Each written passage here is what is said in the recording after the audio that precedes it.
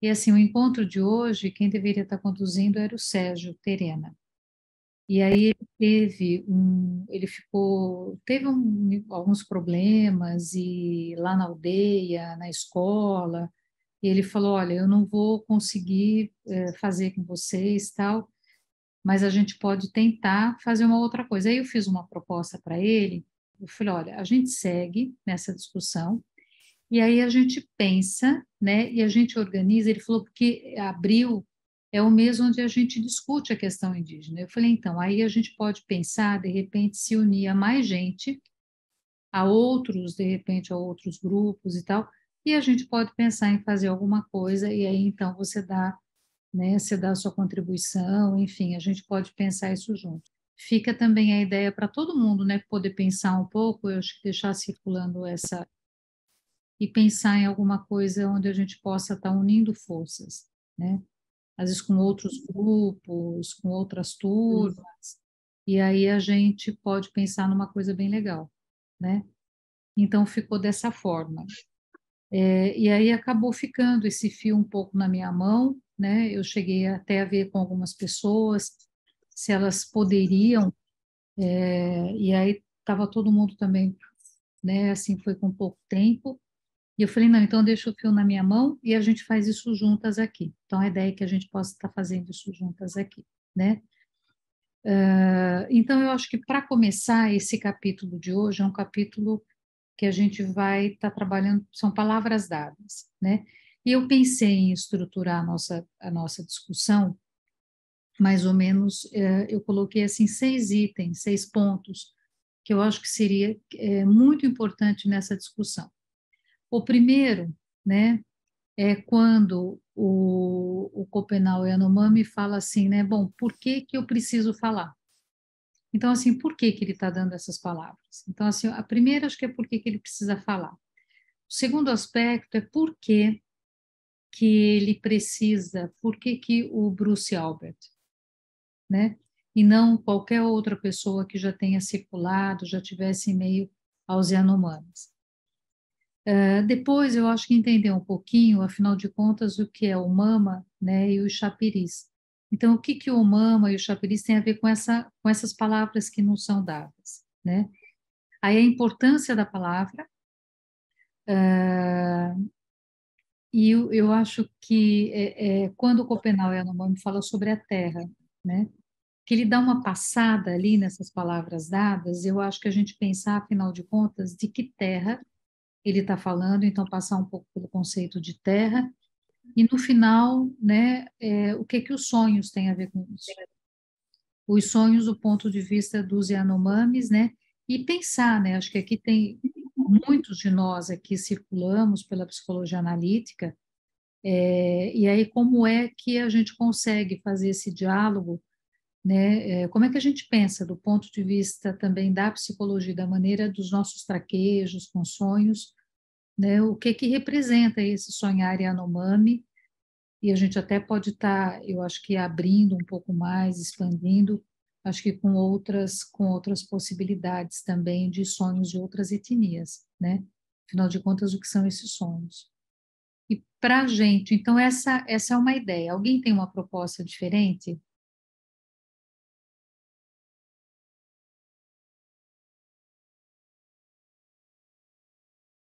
Hum. Bom, a gente Pensando. vai criando o caminho aqui juntos, né? Mas eu quero começar, né? Trazendo um pouco, eu acho que do que a gente tem na mata, do que a gente tem na floresta, né? E então eu vou trazer um som para a gente ouvir. A gente vai começar ouvindo o vento, tá? Sim.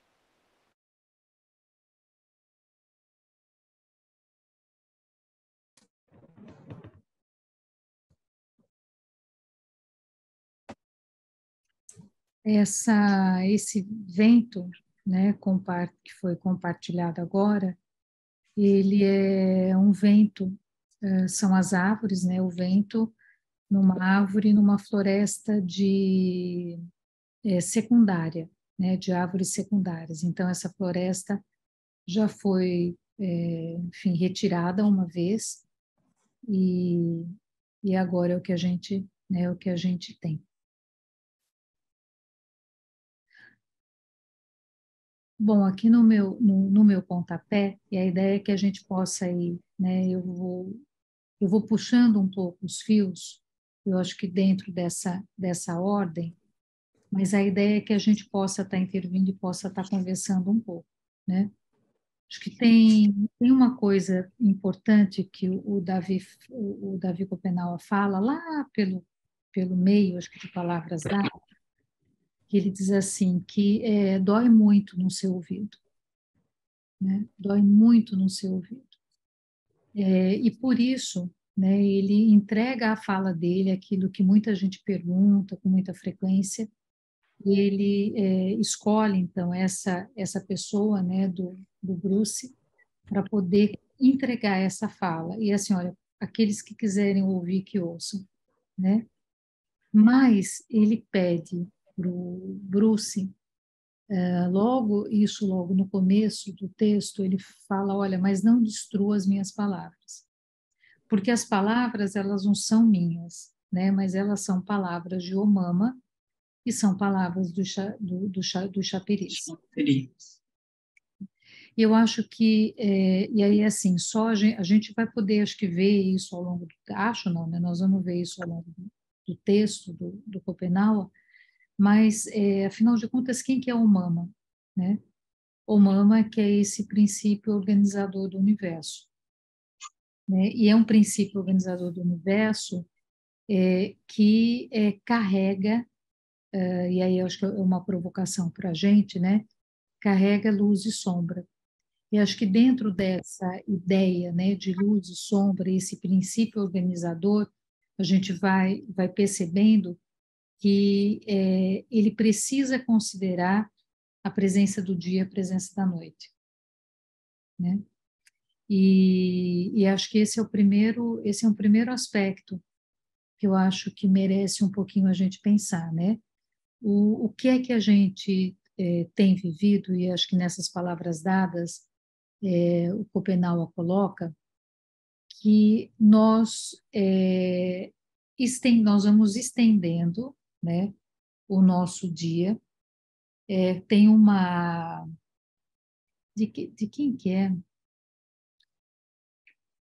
Eu acho que é da Christine, ou é da Potiguara. Tem uma fala muito legal, que ela diz assim, que na aldeia, né, na aldeia dela, as pessoas sempre se incomodam, eu acho que é da Cristine, por que que tem energia elétrica, tem energia dentro das casas, mas não tem energia na aldeia, né? E a gente vê isso em várias aldeias.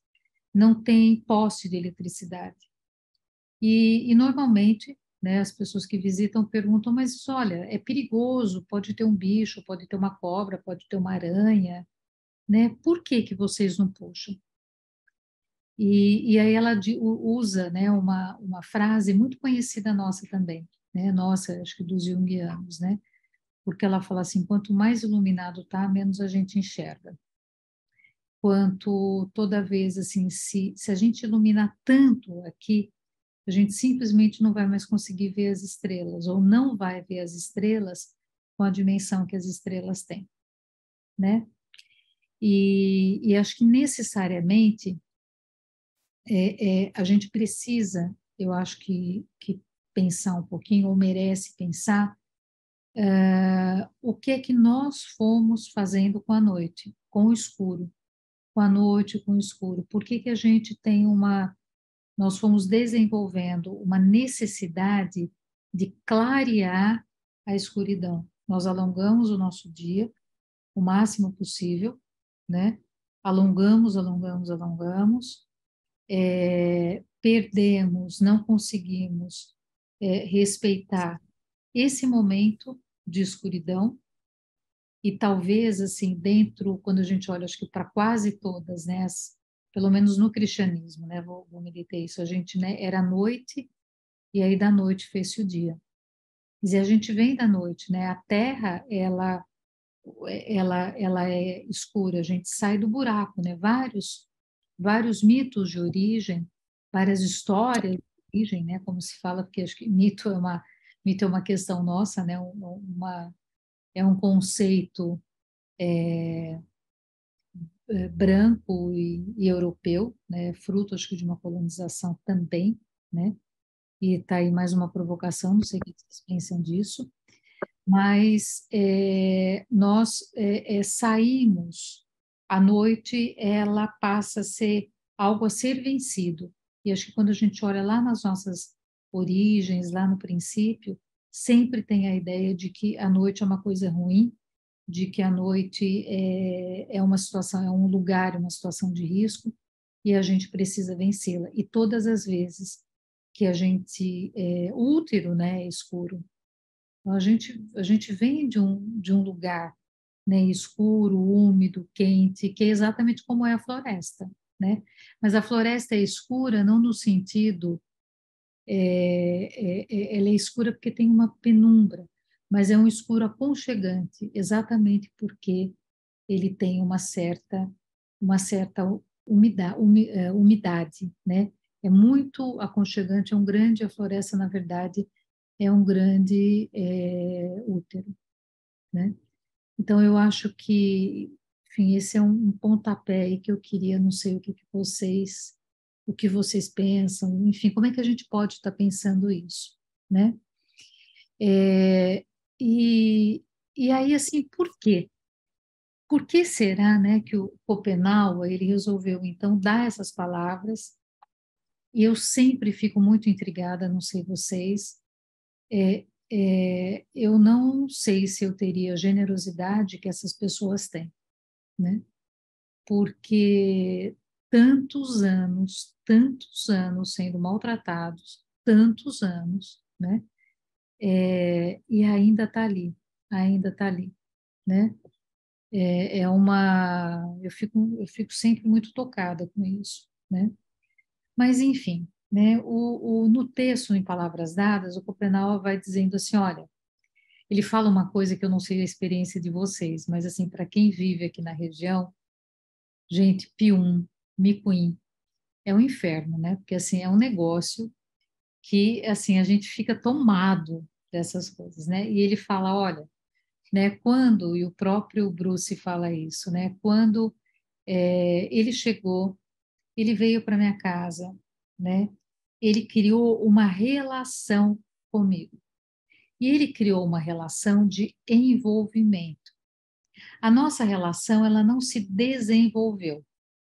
E aí eu acho que necessariamente a gente tem que estabelecer um diálogo, né, com o Nego Bispo, que é uma das pessoas assim que fala isso muito, né? Ele pega muito no nosso pé, assim, ele tem um zelo com a palavra, e eu me lembrei muito dele nesse texto, nesse capítulo do Schopenhauer, porque o Schopenhauer, ele tem um cuidado com a palavra, e não é porque é dele, é porque a palavra que sai dele é de Omama e é do Chapiri. Não é porque é dele, né? Não tem um ego estruturado, né, da maneira que nós entendemos, né? E aí, claro, né, que eu fico pensando, né, o que é que a gente muitas vezes busca, o que é que nós buscamos muitas vezes nos trabalhos que nós fazemos quando a gente busca, quer dizer, que estruturação de ego é essa que a gente entende que é tão importante, quer dizer, o que é, ou quais são os parâmetros, de que pressupostos nós partimos, né, para falar ou para pensar o que é que nós entendemos como essa estruturação, um ego estruturado, né? E eu, Mas, Elizabeth, posso fazer um comentário por favor, para não perder? Isso, quando ele fala isso, eu entendo que o Mama e os Chapires se expressam através dele. né? Eles se comunicam através dele. E isso me faz... eu faço uma associação com o conceito de ego, do complexo de ego junguiano, que é conduzido, né, por complexos, né, que tem uma base arquetípica, né? Para mim, o mama é o próprio self, e os chapiris, os arquétipos, né?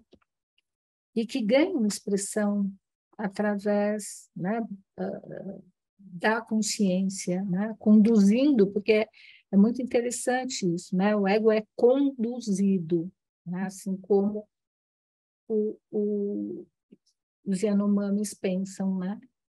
Como o xamã pensa, ele está sendo conduzido por um mama, pelos chapiris, né? Que ganham expressão através dele. Eu associei muito isso a esse conceito junguiano de ego, como ele funciona, né? Não sei vocês o que pensaram, mas me veio muito isso.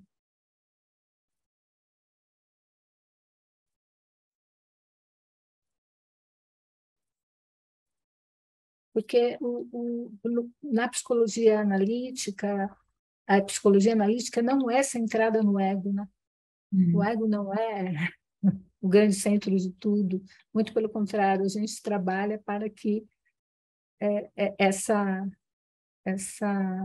fantasia, né? Essa crença se dissolva, né? Vem abaixo, porque o ego precisa se saber conduzido, né? Ele é um veículo e ele tem uma importância por ser um veículo, mas ele precisa ter essa escuta que os Yanomamis têm, né? Os Yanomamis têm uma escuta absurda com tudo, né? Uma conexão com tudo. É tão bonito quando ele fala das palavras como se as palavras fossem um ser vivo, né? A tudo que ele se refere, aos livros, às páginas, tudo são seres vivos. É lindo isso. Eu acho que talvez um desafio, Giselda, é que não é. Eu entendo o que você está dizendo, né? Mas a nossa forma de expressar é como se fosse, né? Uma coisa viva, não é como se fosse, né? É uma coisa viva. É uma coisa viva, É sim. uma coisa viva, né? Uhum.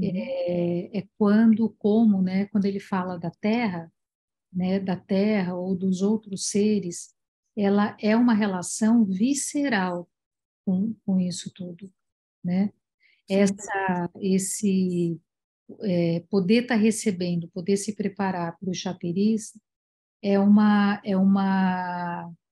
é algo, você não tem o receio, né, de uma desestruturação, porque exatamente há um cuidado, há uma vivência coletiva, né, há uma vivência comunitária, mais do que coletiva, porque a vivência comunitária, ela é diferente até de uma vivência coletiva, né, quando a gente pensa, a vivência comunitária, ela pressupõe a convivência dos diferentes. Ela não, muitas vezes, quando a gente pensa em coletivo, e aí, enfim, acho que essa é uma outra conversa, mas a ideia é de nós buscarmos as nossas proximidades, e não uma convivência nas diferenças.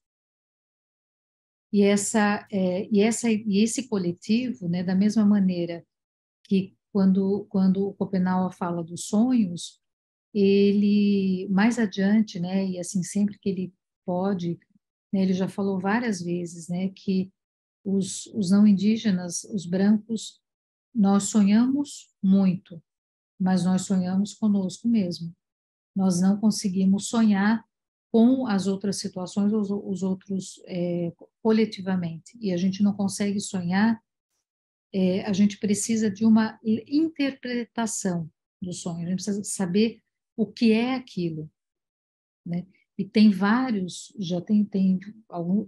alguns estudos que quando há um sonho, né, ele fala, você sonhou isso?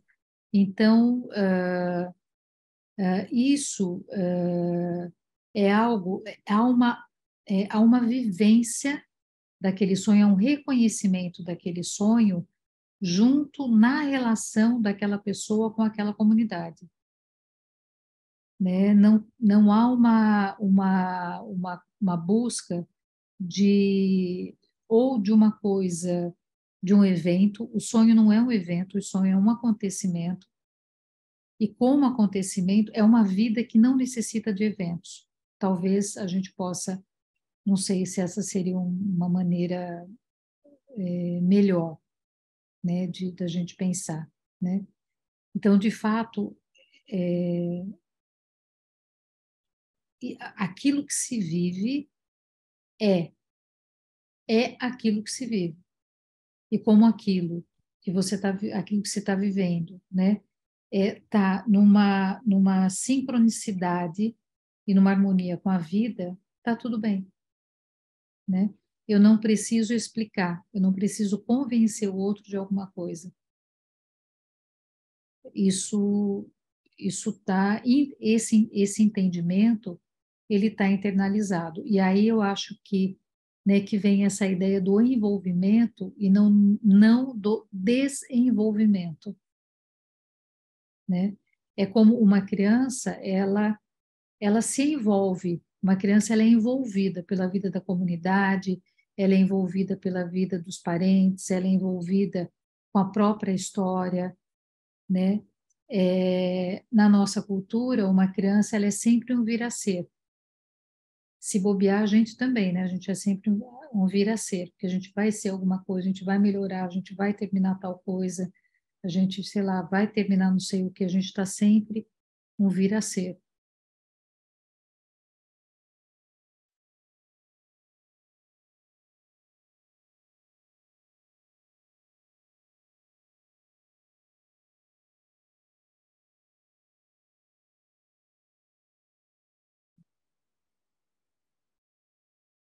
Fui abrir aqui o chat para ver o que estava acontecendo, né? Mas a gente tem, eu acho que essa ideia, né, desse vir a ser é uma coisa bastante importante, né? E, e aí, gente, ó, vamos conversar, né? Senão a Giselda aí que tá com o microfone aberto, manda bala aí, né? Manda flores, não dá. Estava pensando que também esse envolvimento, né, pressupõe, né, porque ele estava contando como é que foi os primeiros momentos, né, com o Bruce, né, que tinha uma fala fantasma, acho que eles falavam alguma coisa assim, que é essa ideia de não ser uma fala não indígena, uma fala que é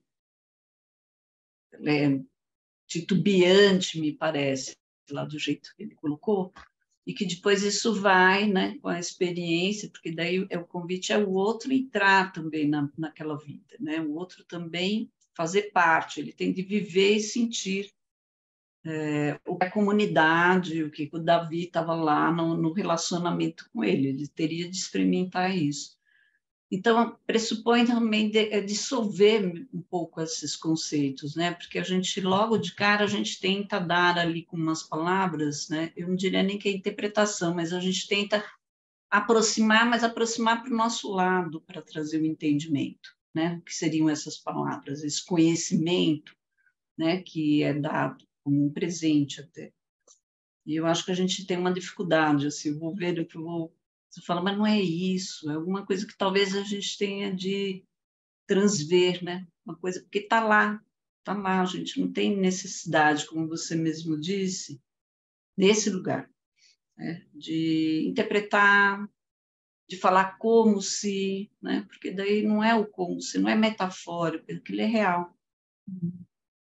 Mas eu sinto que é bem difícil, assim, eu vou me aproximando, parece que vou entrando, daqui a pouco sou fisgada ali por alguma coisa já mais viciada na linguagem, né, de conceitos, mas eu vejo que isso também captura, né, a não ser que, assim, o que me fez aproximar, eu fiz uma experiência com ayahuasca, fiz com cogumelo, e eu tive umas coisas muito próximas disso.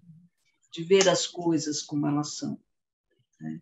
E eu lembro que eu falava, isso eu tenho de lembrar, eu tinha de lembrar, eu falava isso, não posso esquecer, não posso depois dizer dessa experiência como se fosse alguma coisa, ou como se eu tivesse fantasiado, ou tido ali uma experiência alucinógena, não, eu queria pensar aquilo como uma experiência real mesmo, aquilo era real, aquilo era de verdade, tudo era uma entidade ali. Acho que é um pouco isso. Da onde saiu a palavra?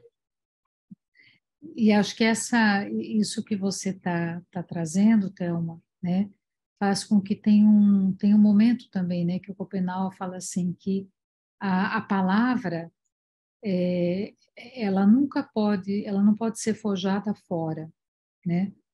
A palavra, e nem eu acho que ele usa a palavra até sombra também, né? Mas a palavra, ela precisa sair, né? A partir do sentimento, a partir da vivência, essa é a única maneira, esse é o único caminho para que os brancos de fato consigam entender, né? E eu acho que mais para o final do texto, ele fala dessa palavra vivida, né? Da palavra que expressa exatamente essa experiência de vida, essa experiência em contato com os espíritos, que ela é absolutamente real, né? Ela não é uma fantasia imaginativa, né? Porque ela gera um movimento de transformação, aquela experiência, ela não fica, né? Eu acho que mais uma vez num evento, numa ideia de evento, né? Mas ela fica numa ideia de um acontecimento dentro da vivência e dentro da rotina que essa comunidade tem, né? E aí ele fala, eu acho que é no final, que ele diz assim, eu acho que a palavra dos Yanomamis, ela não é escrita em árvore morta, né? Eu fiquei chocada assim, quando eu li, porque a primeira vez que eu li, eu falei, caramba, e não é que é verdade, né? Que a nossa memória, né? A tradição oral, nós nos distanciamos tanto da tradição oral, né? E assim, é só uma constatação, não é uma crítica, não é nada, mas quando a gente vai, né, quanto mais importante é um congresso, né, da nossa participação, quanto mais internacional, quanto mais refinado, né, assim, com a nata dos pensadores, né, mais proibido você é com a argumentação da língua, das traduções simultâneas, mas a gente perde a capacidade da oralidade, né? E a gente acaba tendo que ler coisas que tudo bem que foram escritas, e aí se quem lê melhor, né, se sai melhor, mas o valor, né, e a preocupação, né, por exemplo, com as traduções, né, que faz com que a gente tenha que ter os textos, nós vamos nos distanciando da oralidade, que talvez na oralidade a gente possa se surpreender. São os cachorros batendo aqui. Na oralidade, onde a gente às vezes é surpreendido por uma memória, né, por um pensamento transgeracional, né, que eu acho que é uma outra coisa que o Schopenhauer coloca, da importância, né, e que essas palavras, exatamente como elas vêm, né, desse Diomama, que vem dos chapiris, vem desses espíritos, elas são palavras que pertenceram a outros grupos de conhecimento, né? São conhecimentos que eles sobrevivem porque eles são narrados dia a dia, ano a ano, e toda vez que ele é narrado, ele vai tendo né, ele vai ganhando, ele vai sendo atualizado.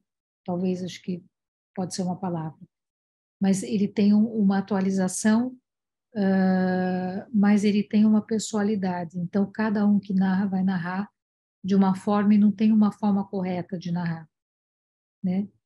Então, o quanto talvez a gente, né, também venha, né, em busca talvez assim de uma retidão, de uma exatidão, né, de tentar, ou as nossas, né, até fragilidades, né, elas vão ganhando uma forma de tal maneira que a gente se apoia numa racionalidade, num pragmatismo que faz com que a gente não consiga se colocar ou perceber o que a gente está sentindo, né, naquele momento.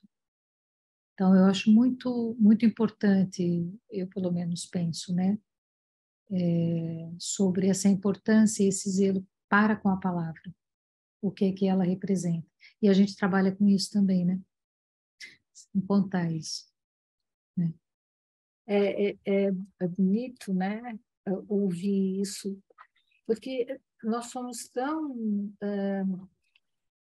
aprisionados, né, nessa necessidade de reproduzir a coisa exatamente como é. Então, precisa registrar, né, precisa escrever para a gente não perder a coisa. E ele diz, né, não, as coisas vão se atualizando de geração em geração. Cada um que conta, né, é porque o Mama e o Chapires estão conduzindo e eles vão transformando o que é necessário transformar. Né? Uhum. Quer dizer, não tem essa preocupação, né, de registrar tudo para que as coisas sejam contadas ipsis literis, né? Não, a mudança, a contribuição, né, é bem-vinda, né? São bem-vindas. É bacana isso, ouvir isso. Uma coisa que esse capítulo me chamou muito a atenção é uma coisa maravilhosa que eu tenho aprendido com Copenau, com Daniel Munduruku, com Vera Potê, né? É quanto a gente deixou de ler a natureza, que a palavra para mim vem a gente saber escutar, né? Escutar a floresta, escutar os animais, escutar a terra viva. E a gente precisa da palavra escrita em árvores mortas, porque a gente perdeu a escuta do que é vivo na gente. Eu não sei, em mim se move muito essa ideia de que não escutar nos faz destruir. Uhum. E esse capítulo especialmente me tocou muito, muito, justamente nessa frase, como você falou que lhe tocou, né? Que as nossas palavras não são escritas em árvores mortas, né? E isso me digo, uau, é porque a gente perdeu a capacidade da oralidade, de escutar e guardar e processar e transmitir. A gente tem tudo nos livros, então é como se não precisasse escutar. E talvez, Lídia, né, pensar um pouquinho nessa, que é o que ele vai falar da terra depois, porque ele diz assim, olha, a terra, né, ela não é um recurso natural, né? A terra, ela não é uma mercadoria, né? A terra é um organismo vivo, a terra está viva.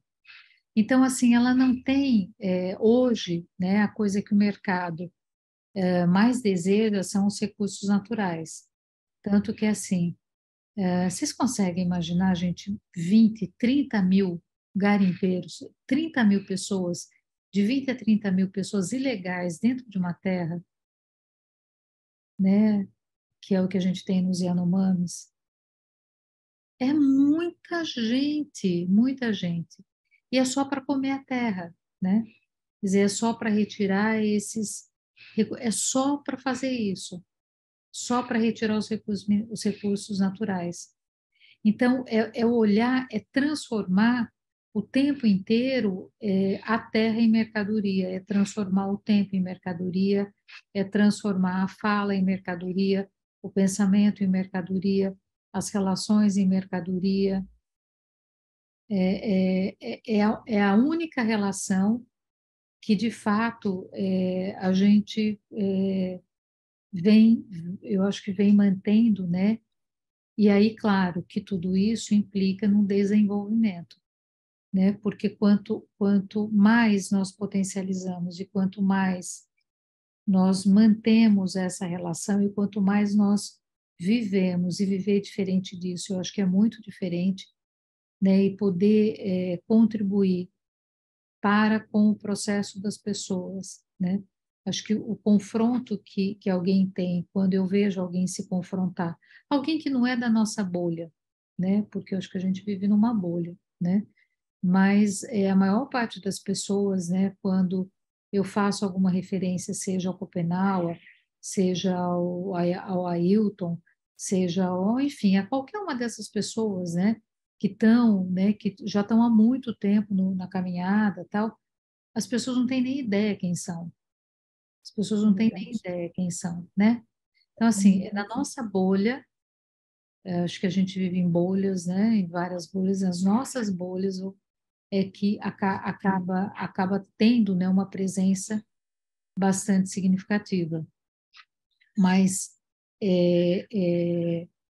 a sair desse adoecimento, né, ou enfrentar as nossas angústias, ou esses starts, né, quando a gente se depara com o texto e aquilo nos surpreende, né, onde os nossos caminhos, a gente acho que vai tendo um pouco mais de consciência, né, e de tomada nas mãos dos nossos caminhos, né? Oi, Priscila, fala. Está sem microfone. Boa noite, tudo bem a todos? Entrei atrasada porque essa semana a terra caiu, o céu caiu aqui no Rio de Janeiro. Ainda está caindo. Arrastou muita coisa, carros. Fiquei presa na escola, arrastou o celular, aí eu acabei tentando entrar aqui, não tinha o Zoom, porque o celular é o novo. Por sorte, tinha comprado um. Mas, assim, a sensação foi essa, né? De que está caindo. Está caindo. Ela está dando sinais toda hora, né? De como ela está sendo mal ocupada, de como ela está sendo mal organizada. E não estou assim, não culpando, porque a pobreza, né, ela avança para os territórios que ela tem condição de ocupar. Né?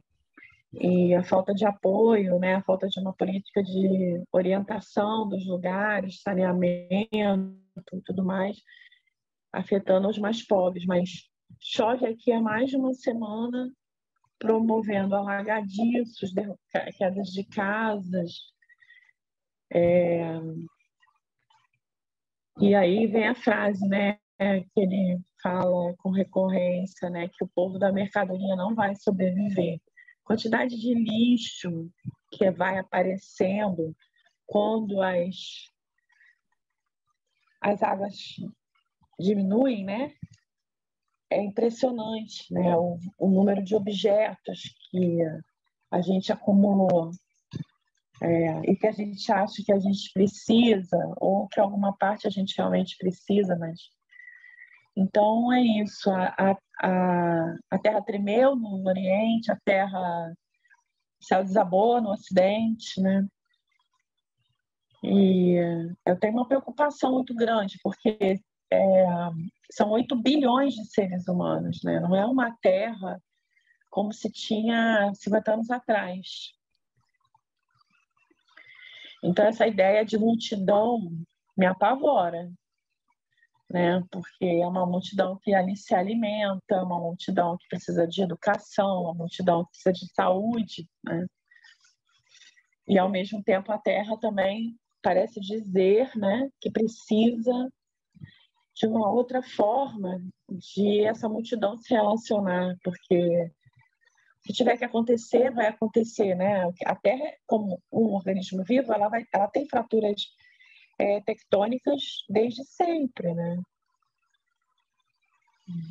Eu não sei, eu achei um recado muito forte. Eu nunca tinha visto a água subir de uma forma tão rápida, né? Na escola, a sorte que não tinha nenhuma criança, que teria sido uma tragédia se tivesse o número de alunos que tinha que ter dentro daquele lugar. Isso não aconteceu porque era uma semana de início letivo, ano letivo, então era uma semana especial. Então as periferias agonizam muito mais, óbvio, né? E as periferias das cidades mais pobres ainda mais, tem famílias desaparecidas, famílias inteiras, embaixo d'água, na periferia do Rio. E é isso. Uma coisa alarmante. E, ao mesmo tempo, né, você está falando de escuta, né? A gente tem pouca gente para nos escutar, né? Você vê, quando houve uma escuta agora, né, de um governo, não sei se é o número correto, mas já tenho lido 61% de diminuição da velocidade do desmatamento na Amazônia, em janeiro. Caiu 61%. Então, as vozes, né? As vozes, as escutas, não é? Como que essa palavra chega, como essa palavra é ouvida, como ela é acolhida, né? Porque as pessoas têm falado, né? As pessoas têm pedido socorro, né? A minha escola, só para dizer por que eu estou falando disso, a minha escola já foi alagada 7 vezes. Então não é uma novidade, não é uma coisa que aconteceu ontem. Por 7 vezes as pessoas já perderam tudo ali dentro. E cadê? Onde está, né? Onde está a escuta? Então, assim, essa mensagem foi muito forte, né? É muito forte, né? Essa queda, né? Essa coisa que está acontecendo.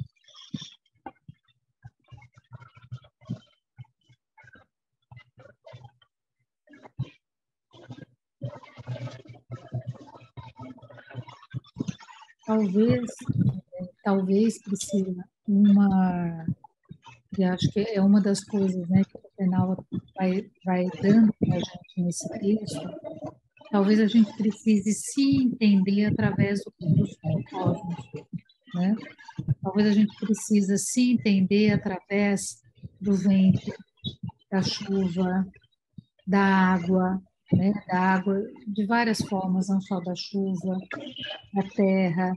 Talvez a gente precise conseguir, de fato, se entender, se reconhecer através desses mecanismos todos, dessas vidas todas, e não só através daquilo que a gente reconhece, né? Porque se nós não conseguimos perceber que um episódio que matou tanta gente, é uma situação que matou tanta gente como o Covid, ela só matou humanos, ela não matou nenhuma outra forma de vida. Então, isso significa alguma coisa, né?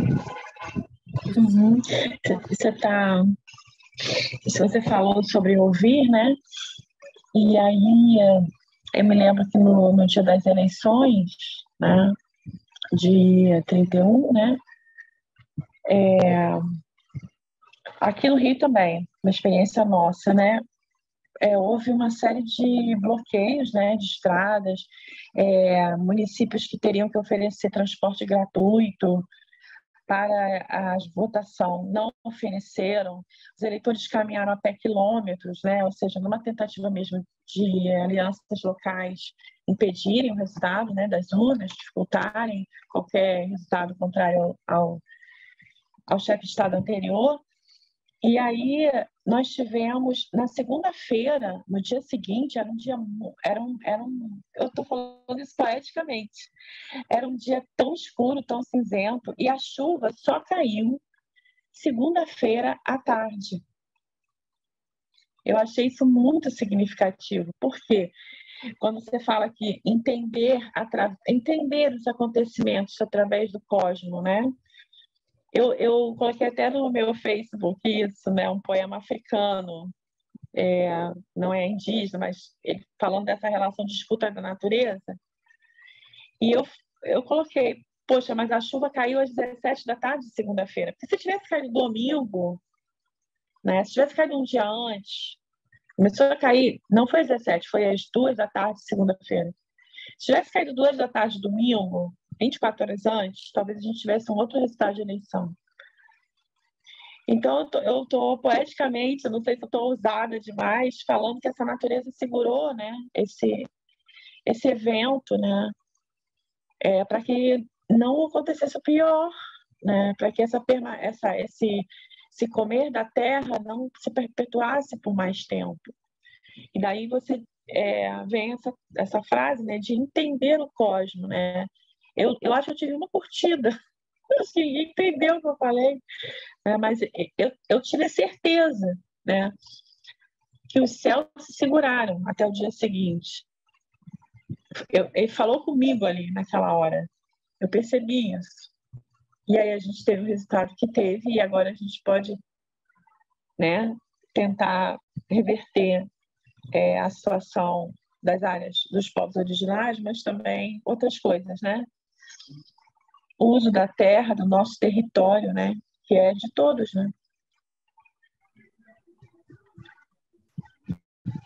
Cris, a Cris está com a mão levantada, mas Priscila... É muito rapidinho, É. é só para Fala. Priscila aqui para dizer que eu tenho evidências do fato do céu. Deixa eu ver se dá para ver, que vocês conseguem ver. Essa aqui é a cor do céu no Rio de Janeiro na manhã da segunda-feira, ou seja, completamente vermelha. Não sei se vocês conseguem ver assim que é sem filtro, estava assim mesmo. Foi uma loucura assim a cor do céu na segunda-feira pela manhã, assim. Tem evidências, Priscila.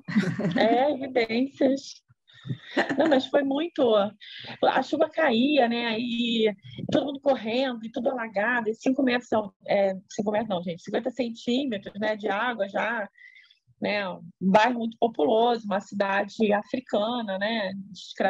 De escravizados, uma ocupação abolição muito problemática, né? Em termos de ocupação da terra mesmo, né? Aquilo que sobrou para eles, né? E como eles se viraram nessa estrutura, né? E então a água sobe muito rápido, né? E aí todo mundo parado, quer dizer, se tivesse sido um dia anterior, eu não sei o que seria do resultado daquelas eleições, não sei, porque as pessoas foram nessas cidades onde não teve ônibus, eu sei. Inclusive o prefeito da cidade é do partido do PL, né? As pessoas andaram quilômetros a pé para votar. Muitas delas não tinham dinheiro do transporte, mas elas se dispuseram, né, a andar quilômetros. Né? E como é que uma pessoa iria andar quilômetros se estivesse chovendo? Não iria, talvez, ou talvez não chegasse, ou talvez alagasse. Outras barreiras, além daquelas que foram criadas naquele dia, teriam surgido, né? E aí é uma questão de, quando eu observar isso, é porque a gente já está lendo o mundo de outra forma, ainda que a gente esteja na selva de pedra, né? Vocês me fizeram lembrar aquele vento em São Paulo, quando o céu ficou escuro, quando teve um incêndio, né? Como que chama isso? Foi incêndio lá no Amazonas. Na Amazônia mesmo, né? E aí aqui, de repente, 3 da tarde, o céu escureceu de um jeito, era apocalíptico. E não teve quem não parasse para olhar para aquele céu. E eu lembro que na época foi algo que não aconteceria, foi um fenômeno, um vento que bateu não sei aonde, que de repente desandou da fumaça vir para cá. E foi em cima da Paulista, que é um centro comercial, assim, era em cima eu moro aqui, né? Na época o meu consultório era colado com a Paulista. Então era em cima da Paulista, aquela mata preta, assim. Vocês não querem ver? Tá aqui. Vocês estão fingindo que não estão vendo?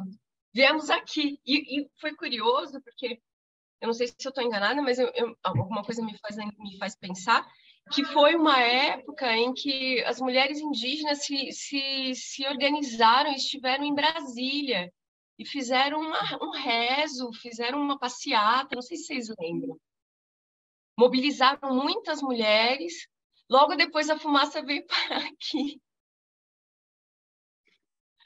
Né? Então, também acho, Priscila, que se a gente ficar afinada com essa energia, né, a gente ajuda, colabora e afina, é uma magia mesmo, está acontecendo. Né? Que vençam as bruxas. Eu queria trazer até a ideia dos arquétipos, né? Com Jung, né? Quando ele fala que são essas energias primordiais, né? Se a gente pudesse pensar alguma coisa que a nossa ocidentalidade produziu, né? Em termos dessa compreensão desses sinais, né? Dessas energias primordiais que chegam, né?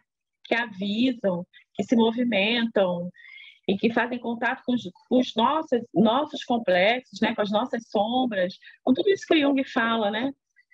Então, claro que não sei se tem a mesma natureza, né? Acho que não acredito também que uma associação de psicologia analítica tenha escolhido esse texto também à toa, né? Vamos dizer assim, à toa, desculpa a expressão, mas assim, sem essa conexão com Jung, né? Mas ele fala também, né? A gente começa, como eu peguei no início uma colega falando, desculpa, não anotei o nome, mas assim, a gente começa a sonhar, né? A gente começa a ter aviso, e aí ela disse, essa experiência não pode sair de mim, eu tenho que lembrar, porque isso é real, e isso passa a ser a nossa outra dimensão da vida, né? E é muito difícil, porque às vezes eu passei uma situação de risco recentemente, e eu falei com uma pessoa da minha família que eu tinha sonhado com Nossa Senhora. Ela disse que eu não tinha sonhado, que era impossível. Né? Mas eu corri risco de vida realmente a situação, sabe? E eu tomei toda a decisão em função disso, porque eu sou dessa tradição, né? Religiosa, familiar. Então, é muito presente na minha psique essa tradição. Então, eu saí correndo, sabe? Porque eu falei, bom, é agora, é aviso, é total. Quer dizer, é real. É real. Essas energias, essas falas, esses avisos no sonho, né? Assim, eu acho que a nossa ocidentalidade, vamos dizer, urbana, também já está sendo chamada há algum tempo. De outra forma, com outra linguagem, mas também está sendo chamada, né? Eu acho que isso que você tá dizendo, né, Priscila, eu acho que tem muito a ver com o tempo que no qual nós nos amparamos, que ele não é um tempo circular, né? O tempo circular ele é presente, passado, presente, presente, passado, presente. A gente vive, né? A gente não, a gente tem começo, meio, começo, meio, começo, meio, começo, meio, começo, meio, começo, meio. A gente não tem começo, meio e fim. Começo, meio e fim é algo, quer dizer, que a nossa cultura e o nosso tempo, esse tempo, eu não gosto muito de dizer isso, mas esse tempo moderno e pós-moderno, ele tem essa estrutura. Então, aí sim existe verdade, mentira, e alguém que está fora do teu sonho, né, se sente no direito de dizer que você não sonhou e que aquilo não era uma verdade. Dizer que o sonho é uma fantasia, tem uma desconexão. Quando a gente entra, né, num tempo circular das coisas, e a gente percebe que aquela fruta que eu comi, eu peguei a semente, eu joguei na terra. Ela trouxe uma árvore que gerou uma flor, que gerou um fruto que eu comi e que eu joguei na terra de novo, e ela cresceu outra árvore que gerou outro fruto. Assim, onde é que está o fim disso? Não tem fim, né? O que a gente vai tendo vão sendo ciclos, talvez, né, como num espiral, onde as coisas vão caminhando, né? E isso a gente não precisa, eu acho que nesse mesmo texto, né, que o Schopenhauer fala, as pessoas não precisam vir para a mata, assim, você não precisa passar, né, enfim, a ter essa fantasia de que você tem que viver no meio da mata, no meio da floresta, né? E que, aliás, Juliana, não foi um incêndio, né? Aqui, foi uma queimada, né? As pessoas Estava tentando lembrar o nome, a queimada. palavra é queimada. As pessoas tacaram fogo para fazer pasto, para fazer pasto, para retirar, né, os minérios da terra. Né? Então, assim, as pessoas colocaram... Foi o dia do fogo, foi combinado, né, isso. Foi o dia do fogo, eles se juntaram e colocaram fogo tudo ao mesmo tempo. Aqui em Foi especial... sobrenatural em São No Paulo. Pantanal, no Amazonas. porque são meses assim. Sobrenatural em cima da Paulista. Em cima da Paulista. E isso provocou, foi uma coisa muito que trouxe consciência, sabe? Para muita gente. As pessoas ficaram assustadas, né? Porque falaram, não, é fumaça das queimadas mesmo, né? Isso fez com que muita gente tivesse mais consciência de todo o dano ambiental provocado nesse governo anterior, né? Beth, só para lembrar que para a gente isso não é um evento pontual, né? Isso é uma constante. Há anos, pelo menos eu moro aqui há 23 anos e há 23 anos isso é uma constante. Então, mais em São Paulo, na região sudeste, na região sul, a gente fica muito apartada disso. E, de repente, esse fenômeno trouxe essa consciência. Espera aí, né? Não está longe. Tá um corredor direto, né? Um corredor direto para cá. E o fato de ser a Paulista, um lugar blindado pelo capitalismo, completamente isolado de tudo que é periferia, de tudo que é alagamento. A Paulista é um lugar nobre, assim, e de repente não é mais. Hoje o lugar nobre é Faria Lima. A Paulista foi tomada por moradores de rua. Sim, mas a gente está Hoje falando de Faria Lima. símbolo arquetípico, ok, mas os Faria Limers estão chegando agora. Quando a gente fala paulista, a coisa está instituída, né? A imagem veio no lugar certo. Era para falar no símbolo. Foi muito forte. Mexeu na consciência de todo mundo, é o que a Gi falou.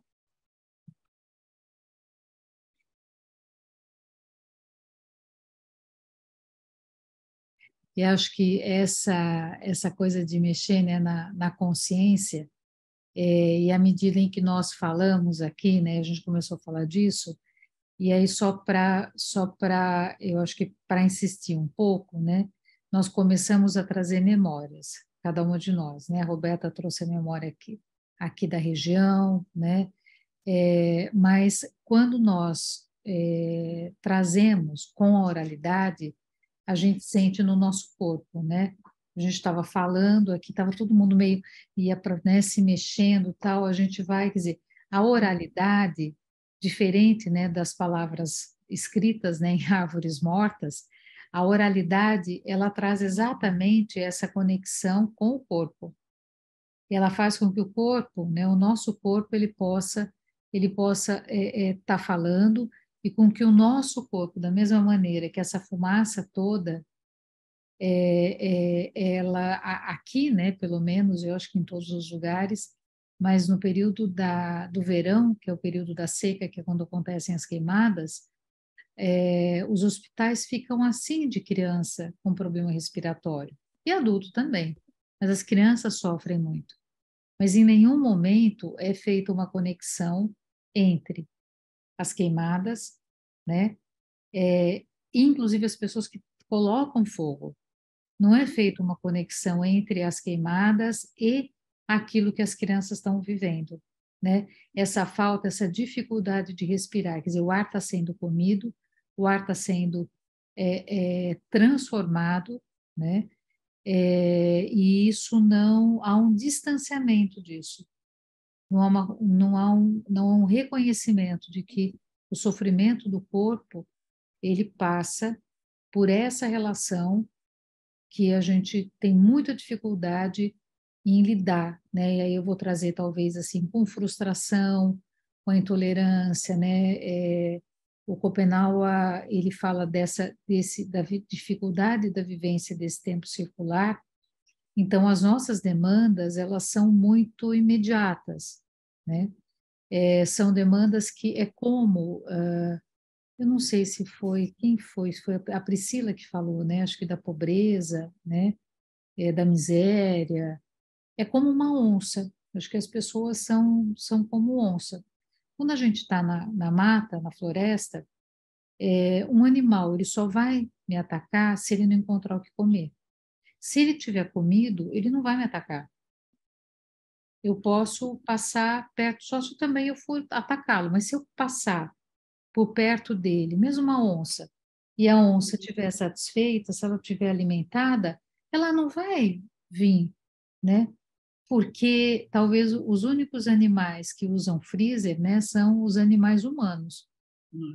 Então, nós armazenamos coisas, nós guardamos coisas, nós acumulamos coisas. Nós não, é diferente, né? Eu tenho uma caça e eu não pego essa caça, eu não vou congelar essa caça. Então, o que que eu faço? Eu vou pegar e eu vou dividir para os meus parentes. Eu vou dividir quem são os meus parentes, as pessoas que vivem as mesmas coisas que eu vivo, as pessoas que estão próximas a mim. Talvez o momento em que, quando a favela, a periferia, ela perceber que ela tem alguma coisa a ver com os aldeamentos todos, e que os aldeamentos têm a ver com os quilombolas, né? E os quilombolas com as favelas, quando as pessoas, esses grupos, né, perceberem que eles são muito parecidos e quando um confiar no outro, o asfalto vai tremer, né? Aí a coisa pega, aí a coisa pega. Porque não só enquanto, e pega enquanto, eu acho que sanidade, porque se a gente fragmenta menos, a gente convive com a diferença e a gente consegue dialogar com, com uma solidariedade nas nossas semelhanças e diferenças, e principalmente na relação que a gente tem com absolutamente todos os seres vivos, e se a gente consegue diminuir a hierarquia. Eu estou falando em diminuir porque não sei se a gente consegue, a curto prazo, não tê-la. Mas se eu consigo diminuir, se eu me esforço para quebrar uma hierarquia, a hierarquia de importância nessa roda viva, né? Por que que eu sou mais importante do que os dois cães que estão aqui dormindo, né? Sendo que ainda eu sou guardiã deles, né? Porque eu que trouxe eles para cá e sou responsável pela comida, pela água, enfim, pela saúde deles. Mas assim, por quê? Né? Onde quando que nós hierarquizamos? E nessa hierarquia, ela não é uma hierarquia de aptidões, talvez, assim, vou usar esse termo, né? É como a mercantilização do saber. Nós mercantilizamos o saber, né? Por isso que um engenheiro ele ganha muito mais do que um mestre de obras e do que um pedreiro, sendo que o engenheiro ele não constrói, sendo que o mestre de obras ele talvez não faça os cálculos que o engenheiro faça, né? E o pedreiro também não, mas sem o pedreiro aquela construção não sobe, né? Ninguém mora numa planta, a gente mora numa construção que foi feita a partir dela. Então, o que que é mais importante ali? Né? O que que é mais importante? Talvez não seja mais importante, né? Todos eles têm uma hierarquia que nós criamos e que esse tipo de hierarquia me parece que nos adoece, né? Que contribui para o nosso adoecimento. Oi, Priscila. Eu queria falar sobre isso, né? Essa hierarquização, dessa mercantilização. Ali naquele momento do alagamento, né? Que a escola subiu 1 metro e foi uma cena assim de ponta cabeça, né?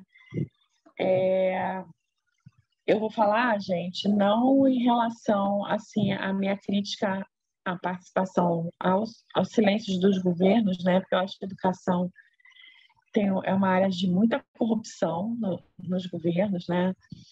Mas eu quero falar da cena em si, né? A gente estava na cozinha, a gente subiu no parapeito, eu e mais 2 colegas, o vigia da escola e o coordenador de turno. A gente subiu no parapeito que serve a comida, ele subiu com os pés até que a geladeira caiu. Quando a geladeira caiu, a gente falou, bom, agora o rapaz que é o cozinheiro, a gente tem que sair daqui, porque se der um curto-circuito, a gente pode morrer. E aí, quem aparece para me salvar? Quem entra na água? O rapaz da limpeza urbana, que trabalha na escola, pergunta para mim, professora, você quer sair? Eu vou colocar a senhora dentro da caçamba de lixo, que é a única maneira de eu tirar a senhora daqui sem a senhora sair, se molhar todo, porque ela já tinha subido 1,10 m. A gente imaginou assim, vai subir e vai descer, então a gente fica aqui. Só que não, só subia. E no final, aí eu saí dentro da caçamba. E a outra cena, né, da inversão e do lugar dos valores, né, das pessoas, quem somos, o que ocupamos, o que oferecemos um ao outro, né, teve um grupo de professores que subiu para o último andar da escola.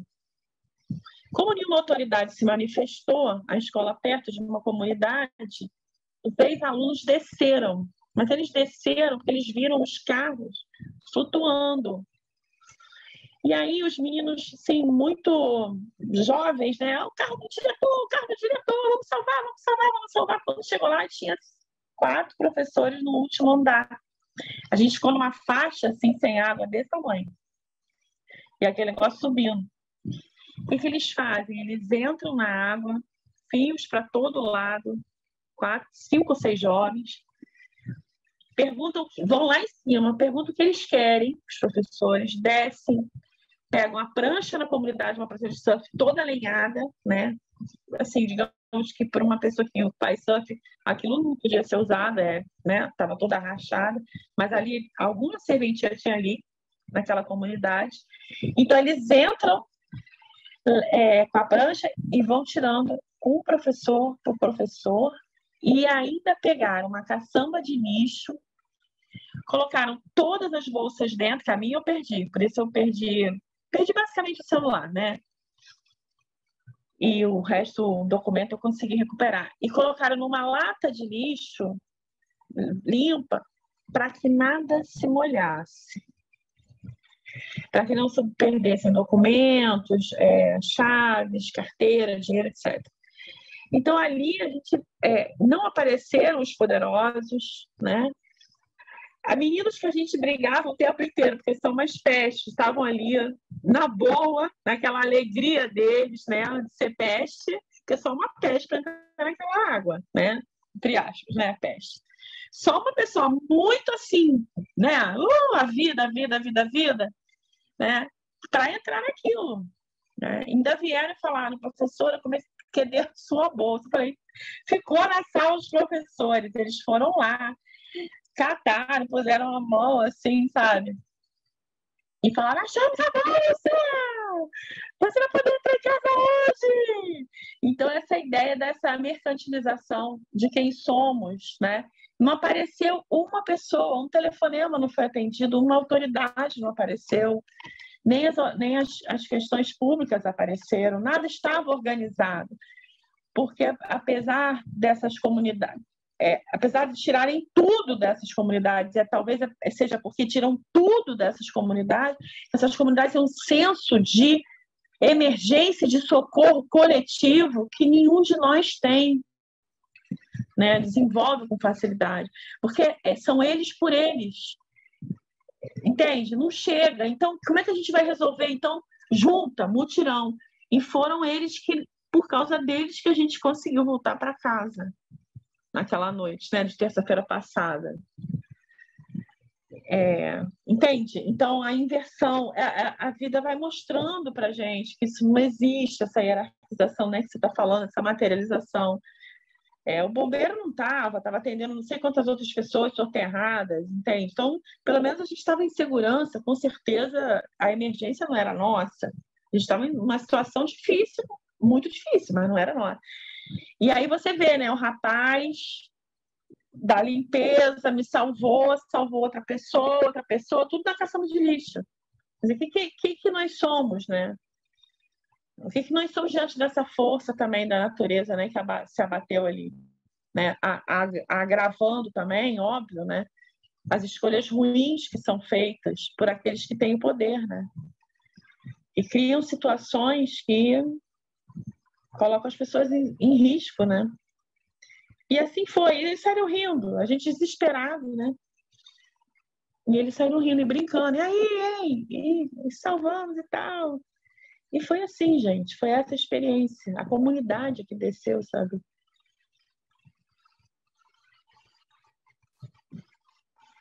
Acho que a frase mais horrorosa que eu já ouvi na minha vida foi quando houve aquela tragédia em Brumadinho, o presidente da... Como é que era o nome da... Da Vale. Da Vale. O presidente da Vale dizendo que, dessa vez, o dano humano havia sido maior do que o dano material. Sabe, resumir todas aquelas mortes, todas aquelas pessoas, nessa frase, o dano humano foi maior que o dano material, sem nenhuma emoção, uma constatação, né? Então, assim, nós falamos, gente, que horror, né? Que horror. E, assim, até hoje, né, as pessoas lutam por uma indenização. Isso não é o pior, Giselda. Sabe qual é o pior? Não sei quem de vocês esteve em Brumadinho, eu fui várias vezes para lá com um grupo e a gente visitava as famílias, a gente orava com as famílias, enfim. E o mais impressionante é que a Vale não parou de funcionar nenhum dia. Isso, para mim, é o mais chocante. Como que não se interdita, como que se não põe um fim?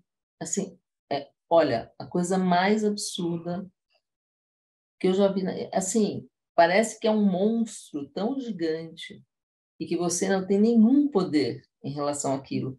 As estradas ficaram bloqueadas, você tinha que subir a montanha e passar no meio no meio de onde eles escavam e fazem é um negócio maluco aquilo ali. E os tratores não pararam nem um minuto. Nem um minuto. Foi uma coisa assim. Você fala, escuta, o que precisa acontecer para pôr um fim nesse tipo de coisa? Então, eu acho que essa revolta, né, do desmatamento, da mineração, do agronegócio. Gente, o que precisa acontecer para pôr um fim nesse tipo de coisa, né? E eu me sinto assim, numa impotência, e acho que para mim o que ficou mais forte assim foi passando no meio lá daqueles tratores gigantes, caminhões gigantes de um tamanho assim descomunal, e arrancando a terra, continuando arrancando a terra ali da montanha, destruindo a montanha, todo mundo vendo, você passava no meio. Eu fiquei assim, gente. Agora, ai de você se você atrasar o IPTU, né? Então,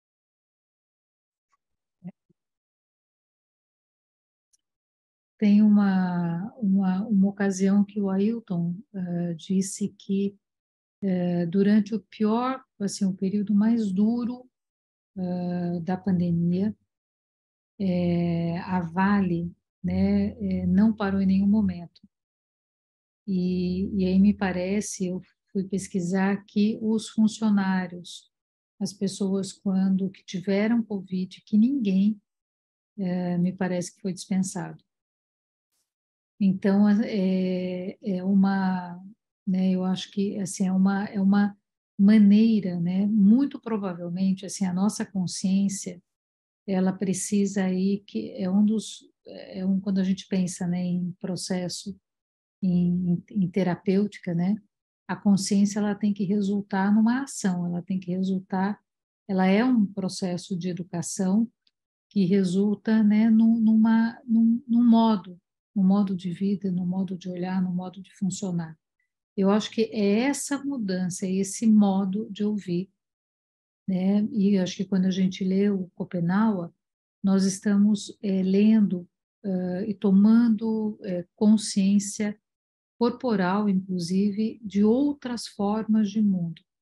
As histórias são contadas para que a gente possa ter outras possibilidades de mundo.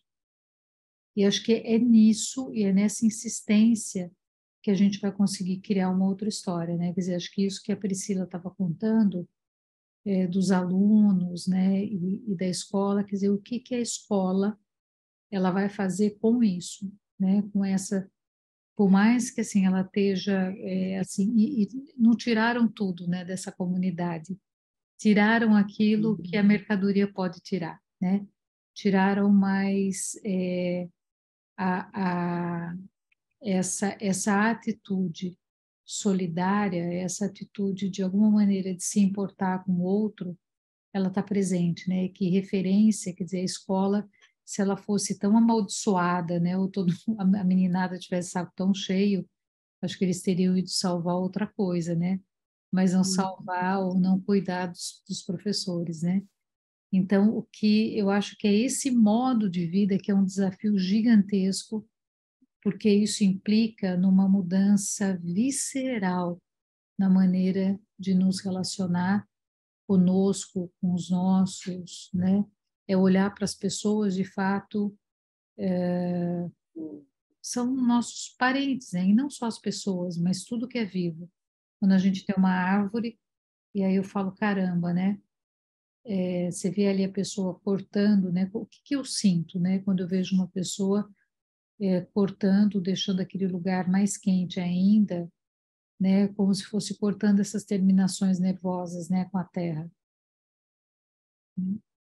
O que acho que são modos de vida, né? São possibilidades de outros.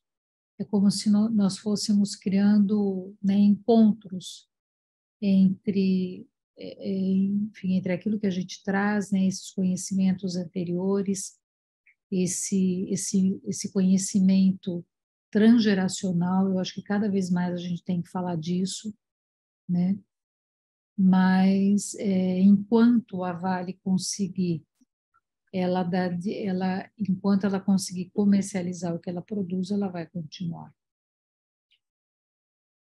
né? Eu fico pensando se tem uma entidade para a qual essas pessoas trabalham, sabe? Não só elas, mas todas essas pessoas. Para onde vai isso tudo, né? Cai na mão de quem? Vai para onde essa riqueza toda? Onde que ela para? Onde que ela chega? Porque é uma coisa assim de escavar, mas não é escavar. Você fala escavar a terra, eu compreendo perfeitamente, mas eu vejo escavar quase tudo. Então, por exemplo, você tem que ter uma educação de qualidade. Então, então o que a gente vai fazer? A gente vai colocar na Constituição de 88 que 25% do PIB é para educação. Acabou. Mas eles cavam ali, entende? Eles cavam, eles tiram, eles diminuem, eles jogam para cima, eles desviam, eles põem para... É uma coisa impressionante, né? Qualquer terreno, vamos dizer, fértil, qualquer terra fértil é atacada. Estou falando do ponto de vista simbólico, né? Aquilo que a gente pensa que, bom, a partir dali a gente vai construir uma outra coisa, também tem a draga, né? Que eu acabei de citar aqui, para que não aconteça, porque não exista. E para onde vai isso, sabe? Para onde vai isso? Porque a Draga é sobre muitas terras, sobre muitos projetos, sobre muitas possibilidades. Vai para onde? Para os 10% dos mais ricos do mundo. Está tudo ali. Né? Está tudo concentrado ali. Tem uma cultura, né, que é a cultura de enriquecer, de fazer uma renda extra, de fazer uma reserva de emergência, de guardar para aposentadoria, de guardar para quando, né, sei lá quando, que é algo que é tido como absolutamente saudável do ponto de vista psíquico, do ponto de vista financeiro, do ponto de vista, seja lá o que for, da educação financeira, e que dá uma segurança para as pessoas que fazem isso, né? Mas, se a gente não começar a pensar em termos coletivos, como a Beth estava falando, era a Beth que estava falando? Não sei. Alguém estava falando. Que é exatamente a gente pensar que a gente precisa dividir, precisa construir junto, precisa dividir a casa, precisa dividir.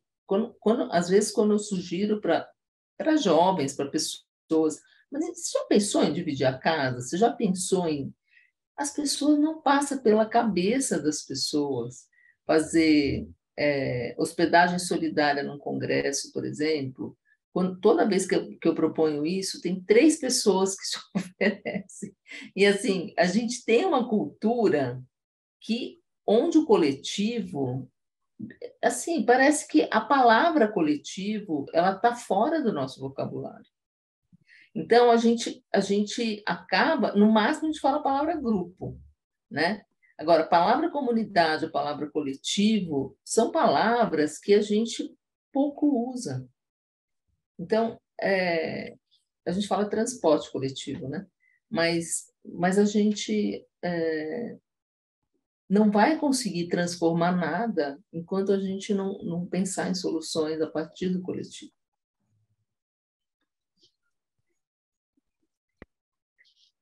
Mas o neoliberalismo está aí, né? Cada um por si. E o comunismo é algo do demônio, né? Eles comem criancinhas. E vão tomar tudo que é seu.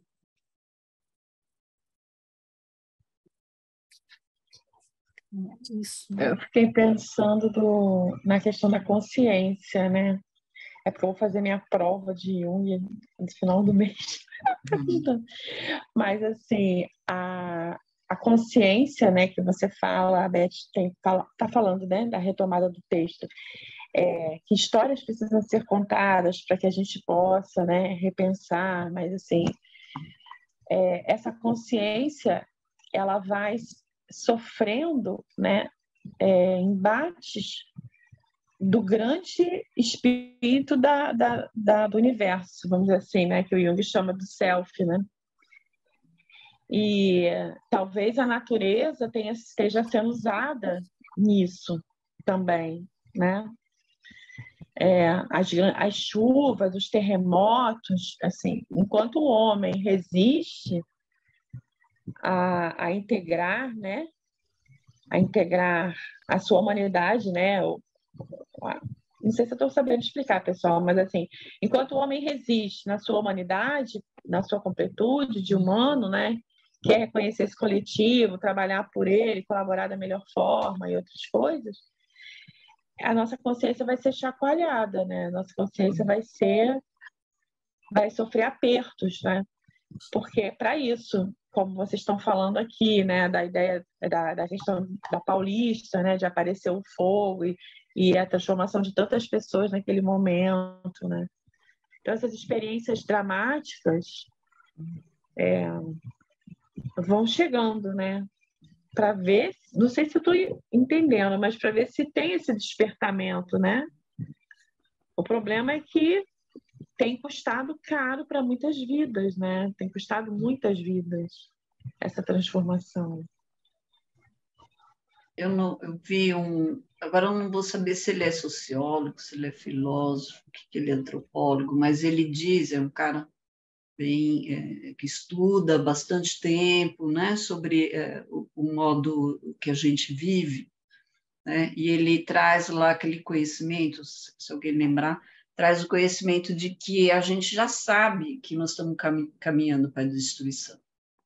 É um projeto, é quase como um projeto. Hoje a gente vem falando do projeto da necropolítica também, né? Uhum. E que já sabemos que estamos caminhando para isso, e na nossa consciência, se podemos dizer que tem consciência nisso, né? Ou da modo que a gente está tentando trazer aqui, que na nossa percepção, o ser humano acredita mais na destruição da Terra do que no fim do capitalismo. Já está aí, né? A gente sabe, né? O que será que é essa, sei lá... Krenak falou isso recentemente, aí o Krenak falou. Eu vi, mas ele estava falando desse Uhum. cara mesmo. E é uma dissonância cognitiva, né? Uma coisa que a gente até está dando um nome agora para essas coisas. É absurdo, né? Um absurdo. O que a gente vai... qual que é a brecha, né, que pode vazar aí alguma coisa que toque, né, porque eu acho que não sei se é consciência, mas alguma coisa precisa tocar no corpo, né, como talvez a Elizabeth está trazendo também, sabe, que esse conhecimento toque no corpo, né, toque nas vísceras, alguma coisa que faça a gente perceber, tremer nas bases mesmo. Senão, acho que vai ser difícil. Acho que vai ser bem difícil.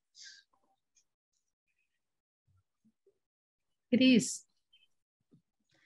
Não, eu estava fazendo uma reflexão aqui, e eu faço ela todos os dias, porque é uma tendência nossa, colocar muita questão no outro, né? Aí a minha questão é sempre o quanto eu contribuo para esse mundo que está aí, né?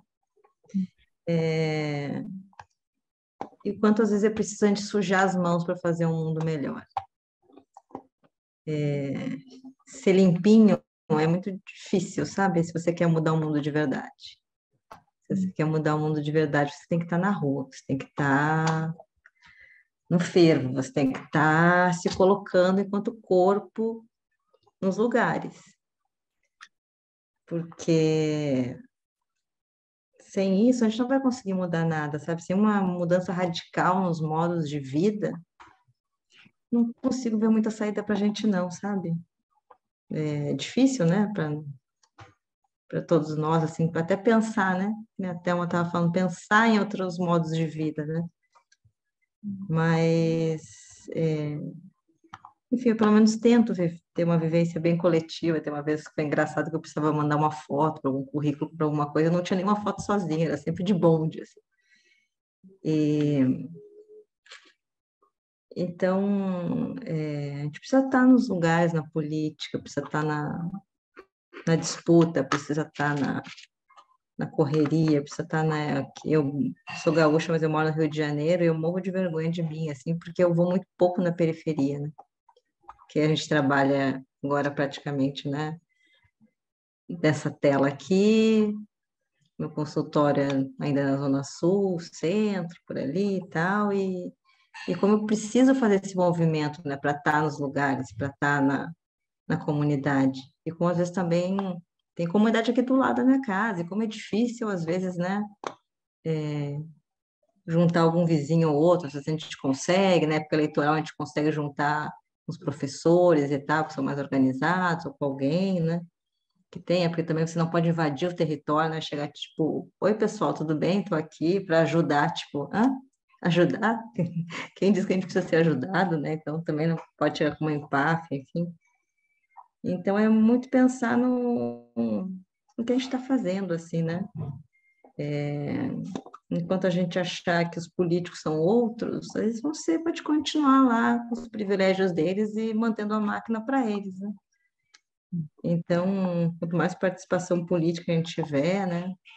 Inclusive na política institucional ou na rua, acho que a gente vai conseguir algumas coisas, né? Eu acho que essa eleição provou que colocar nossos corpos, especialmente as mulheres na rua, faz diferença sim, a gente conseguiu, né, mudar o destino do país, talvez a gente possa dizer assim, porque seria muito nefasto o lugar para onde a gente estava indo, né? Então, acho que um pouco por aí, mas eu achei essa parte do texto muito, muito, muito bonita, sabe? Eu não consegui ler até o finalzinho, assim, mas eu fiquei muito impressionada, assim, com essa coisa da ancestralidade, assim, que ele traz, com a história ali do nome, eu achei um negócio, assim, fantástico, assim, um nome sendo construído, eu achei um negócio, assim, emocionante, assim, quase chorei na hora, assim. Eu acho, obrigada, esse grupo aqui para mim é muito precioso, muito, muito maravilhoso, assim, porque ele me coloca num outro lugar, assim, que eu preciso, né, para além de uma escuta clínica, numa outra escuta, assim, num tempo diferente, né, num outro lugar. Obrigada.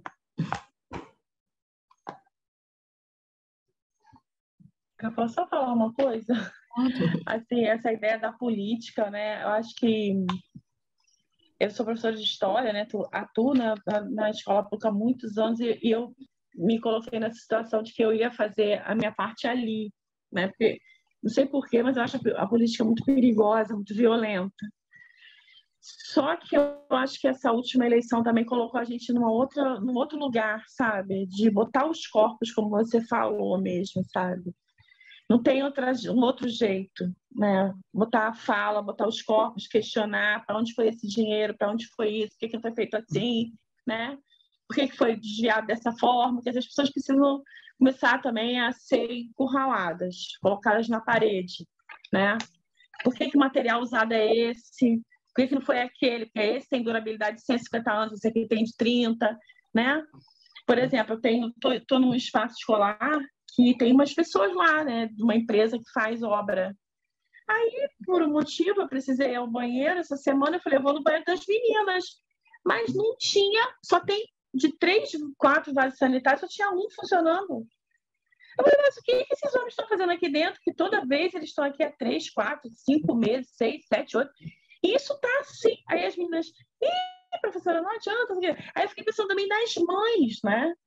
Por que essas mães não vão lá também, né? Botar os seus corpos, como a gente está falando aqui, né? Porque eles ouvem mais a comunidade, eles têm muito medo da multidão que essa comunidade representa numa época eleitoral, do que nós, né? Nós somos sempre essa parte que incomoda, que lá vem a outra, né? Enfim. Então, eu senti isso, sabe? E assim, eu tô com menos medo. Eu tenho muito medo dessa gente. Falar sério. Não, pessoal, você tem toda a razão. Os corpos femininos na política, né, não precisa ser só na política, né, partidária, são extremamente... sofrem violência o tempo todo, assim, né? Temos um país, uma violência política de gênero, que é uma coisa, assim, implacável com as mulheres, né? Mas... uma questão de ocupar os espaços, né? A Juliana fala essa história mais bonitamente do que eu, assim, né? Que, tipo, quando uma não tá, a outra tá, né? A gente não pode estar em todos os lugares ao mesmo tempo. Então, a gente, mana, não posso, tô aqui na escola, não dá para abraçar o mundo, mas então eu tô na política, a outra tá na ecologia, a outra tá em cada lugar, né? Nas lutas aí, né? Não tem como a gente abraçar o mundo, né? Senão a gente não se abraça a nós mesmos, que a gente também tem que ter um autocuidado muito importante para conseguir continuar resistindo, né? Eu acho que essa fala tua, Cris, talvez da nossa maneira, né? Como na nossa cultura nós nos expressamos, né? Talvez seja aquilo que o Schopenhauer Yanomami fala de um sonhar coletivo, né? Que quando nós sonhamos coletivamente, nós não precisamos estar em todos os lugares o tempo inteiro, fazendo todas as coisas, até porque se a gente está lidando com outro tempo, né, e se nós estamos lidando com a confiança que nós temos e com a segurança de que a gente vive numa comunidade, que nós vivemos uma comum unidade, apesar de apesar e embora e graças, né, aos deuses aí, e as deusas, né, com todas as nossas diferenças, nós sabemos que podemos nos confiar. E se nós podemos nos confiar, talvez não que a gente vá mudar o mundo, né? Não sei, né? Eu fico imaginando que assim o Copenau já estaria louco, né? O Ailton, a Guara, enfim, as pessoas estariam loucas se elas quisessem mudar o mundo, né? Acho que também talvez assim, até numa condição de mais humildade, olha, né? Eu só gostaria que uma série de coisas pudesse ser diferente, né? Talvez a gente deixando de querer mudar o mundo ou de querer, eu acho que as coisas podem ficar um pouco mais leves, né? E acho que ficando mais leves, a gente fica mais preenchido, porque acho que o lugar, né, esse saco sem fundo, Priscila, que vai pondo, né, assim, são milhões de dólares, euros, reais, não sei o quê, enfim, 1 milhão, é tanto dinheiro, né? Que assim, são só pessoas, vidas muito vazias que precisam tanto de tudo isso, né? Porque não tem, que não é num país como o nosso, né, onde, sei lá, você não sabe muito bem o que vai acontecer amanhã, embora novos tempos, né, aí a gente vai ficando mais feliz, né, mais animado, mais esperançoso e vendo as coisas acontecerem, né, mas não é essas pessoas, né, elas não fazem poupança, né, quem faz poupança talvez, né, sejamos nós, né, assim, as pessoas não fazem poupança, né, essas pessoas fazem outras coisas em outros lugares, né, então, assim, quanto maior o vazio, né, mais se precisa de coisas vazias, né, porque o dinheiro é um negócio absolutamente vazio, a mercadoria é uma coisa absolutamente vazia, né, tanto que ela muda, né, a moda muda, tudo muda, então você, né, assim, você não consegue ter, há muitos anos atrás, muitos anos, estava com uma Birken, né, é um calçado, um calçado de nacionalidade alemã, e ele dura muito tempo. Você tem uma Birken, ela dura 25 anos, uma Birken, né? É um calçado muito, muito bom. Isso. Ela dura muito a Birken, e é confortável, assim, o pé fica esculhambado, né? Muito gostosa a Birken. Assim, o calçado que se adequa ao teu pé, não o teu pé tem que se adequar ao calçado, né? Ele fica à vontade. Tá? E aí, enfim, estava com uma bique, e aí uma moça, uma amiga, filha de uns amigos, assim, jovem, ela falou, nossa, que sapato legal, tal, não sei o que, não sei o que, tá. Falei assim, que sapato é uma bique, então. Aí ela disse assim, nossa, né, bem legal, tal. Eu falei, então. E assim, é um calçado, ele tem, na época, eu não me lembro agora, mas ele tinha muitos anos assim de garantia, né? Ela falou garantia, mas você pagou? Eu falei não, se você tiver tal e tal e tal problema, nesses anos a fábrica resolve, né? Porque ele é um calçado que a expectativa é que ele dure, acho que é 25 anos. Ela falou, o quê? Você comprou um sapato que vai durar 25 anos? Ela falou, Deus me livre um negócio desse, né? Eu não quero nada que dure 25 anos, né? O que eu vou fazer com alguma coisa que dure 25 anos? Isso é inconcebível, né?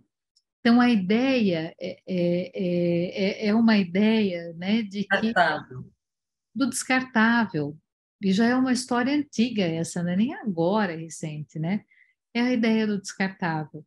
Então, imagina você pensar em usar alguma coisa, uma coisa que foi bem feita e que ela deve durar aí 25 anos, que eu só vou comprar um outro sapato, né? Pelo menos daquele aberto, daqui a 25 anos. Nossa, gente, já pensou quantos sapatos que eu vou poder comer em chocolate, né? Se eu quiser. Um monte, né? Porque eu não vou precisar ficar comprando de tempos em tempos. Posso comer chocolate, tomar sorvete, né? Passear para ver os amigos, as amigas, né? Tantas outras coisas, né? Sei lá, plantar mais flores e assim, né? Comer frutas gostosas, tanta coisa que eu vou poder fazer, né? Ao invés de ficar comprando sapato todo ano. Então, mas é uma outra dimensão. Então, acho que às vezes a gente tem um vazio, né? Que ele não consegue ser preenchido. Então, é mais, mais, mais, mais, mais, mais, mais, né? E assim, e só para insistir numa coisa que eu insisto comigo mesmo, né? Comigo mesma, quando a gente fala de natureza, né? Nós somos natureza, né? Tal e qual a diferença talvez seja na forma, mas eu sou natureza tanto quanto a árvore que está aqui fora do meu lado. Então, Por acho isso que que é tão bonito, né? Falar o meu pai rio, meu avô montanha, né? Meus irmãos jacaré, jabuti, porque é mais do que ser natureza, né? Ser uma família, é ser um todo, é ser algo que começou junto, vai caminhar sempre junto e não tem como separar, né? Então, como a gente, quando nomeia as coisas, a gente separa. Então, a gente tem que tomar muito cuidado com os nomes das coisas, porque nomes no singular, eles são algo que já, por si mesmo, é separatista. E é o jeito que a gente vai organizando o pensamento, embora quando a gente olha as coisas, elas estão muito integradas. Mas na hora que a gente escolhe algo para nomear, a gente separa. Isso que o cântico, né? O cântico que não tem palavra, principalmente indígena, que eu entendo, né? Também as palavras, mas às vezes não tem palavras. São sons, né? Isso é algo que une muito mais, né? Você vibra realmente naquela vibração, você entra em ressonância com aquilo e você, né? E você tem uma experiência que vai atingir muitos níveis de consciência que a gente não tem consciência, né? Que é muito muito diferente, né? Eu fico pensando quando um aluno fala assim, poxa, eu penso disso há muitos anos. Poxa vida, texto de novo, né? O que ele está querendo dizer, sabe? Eu penso, sabe? O que ele está pedindo e por que ele está pedindo outra coisa, né? Isso é importante, eu acho, uma questão. Né? Quando esse jovem grita isso, é um jovem que eu falo, né? Você faz de novo esse texto, quer dizer, Priscila, eu dou formação para terapeutas de família e casal, e o primeiro semestre inteiro da formação a gente só dá literatura e cinema. É muito interessante. A gente vai tirando dali, né, toda a teoria, e junto com o que cada aluno vai trazendo, né, a gente trabalha muito com as ressonâncias de cada um, mas a gente só vai entrar em texto teórico no segundo semestre. É uma coisa muito bonita, porque é de uma riqueza incrível, e as histórias vão compondo as histórias das pessoas, e essa amplificação vai acontecendo e se entrelaçando, é muito bonito. É bem legal. olha só, vou lembrar duas coisas, né? Uma é que lá na comunidade selvagem, né, assim, os textos, assim, o material lá do selvagem tá muito bonito, né? E lá na comunidade agora, né, tem tantos cadernos publicados, né, gratuitamente, né, que todo mundo pode baixar e que de repente a gente pode estar usando nas nossas atividades, em sala de aula, enfim, num monte de outros lugares, né? Eu acho que é uma coisa muito bacana a gente se apropriar desse material, muito legal. E a gente, né, no site da associação? Não, no site da Comunidade Selvagem. Depois Flecha Selvagem. Poder colocar no grupo de novo, assim, né? Porque a gente tem colocado assim, os textinhos ou algumas coisas pontuais, né? Os vídeos novos, colocar. Aliás, né? quem é que tinha organizado isso? Alguém tinha organizado? Eu salvei, eu vou ver se eu acho, se alguém achar, primeiro do que eu, para a gente colocar que já eram indicações, sugestões, né, que todo mundo foi fazendo. E tem um filme que eu não sei se vocês viram, que está na... Aliás, tem dois, né, assim, que tá na Netflix, e muito bom, né? É um deleite, assim, assim, dá uma coisa tão boa, assim, eu achei que chama Missão à Alegria, que é, gente, não sei se vocês viram, é a conversa do Desmond Tutu com o Dalai Lama. E é lindo porque os dois estão com 80 anos, né, duas pessoas assim muito diferentes e muito parecidas. E é linda a conversa dele. E logo depois o Desmond Tutu, ele sabe que tá indo, né? Ele, enfim, o filme só foi liberado depois do falecimento dele. É lindo, né? Assim, é uma delícia ouvir, é uma delícia vê-los ali, e, enfim, o amor entre essas duas criaturas. E o outro é o Substituto, não sei se vocês viram também, que é o filme de um professor. E... Eu vi, é antigo esse filme, acho que Ah, é antigo? 2018. É, eu vi no Nossa, cinema. eu descobri agora, eu achei que era assim super hiper lançamento. Mas enfim, é um filme muito bom, né, Thelma? Eu É, gostei bastante do filme. É de um, enfim, é de um cara que acaba tendo, né, que ir para uma escola, e aí o restante a gente, e a relação dele, enfim, né, com a comunidade onde a escola está inserida, ele se envolve, né? ele se envolve, Sim. ele se envolve, né? E, enfim, é isso. E a gente precisa desligar, né? Porque a gente já passou aí do nosso horário, está todo mundo firme aqui, né? A Mas isso prosa tá boa. tá boa, né? A nossa fogueira aqui, né? Botar um foguinho aqui no meio. É, E isso que você falou, Cris, agora há pouco, eu acho que é uma coisa que eu sempre penso, assim, a gratidão por a gente poder tá conversando, né? E porque não é só é conversar de uma outra maneira sobre coisas que a gente sente, que a gente pensa, que a gente lê, né? Sem ter uma preocupação. A gente tem um rigor, mas eu acho que tem uma ética muito mais acima do que o rigor, ele é diferente, né? Ele não é um rigor na obrigatoriedade de algumas coisas, mas é a gente buscar um novo, junto desse novo mundo, acho que uma nova maneira também da gente fazer as coisas que a gente faz, né? Então, a gratidão, acho que todo dia eu penso isso também. Então, ela está aqui. Assim, muito obrigada mesmo. Gente, olha, depois vou colocar de novo a programação, aí os nossos convidados, né? Está confirmado aí o nosso próximo encontro, eu preciso olhar, mas assim, são várias etnias, a gente vai conhecer as etnias, né? Depois a gente vai para o outro capítulo. Então, assim, a ideia desse primeiro semestre, e a gente vai entrar no segundo também um pouco assim. A gente está conhecendo algumas etnias, né? Com pessoas que vivem, né? Essas etnias, e aí a discussão do texto. E acho que isso também vai dando para a gente uma outra dimensão, né? Mesmo que a gente não tenha chego ainda, né?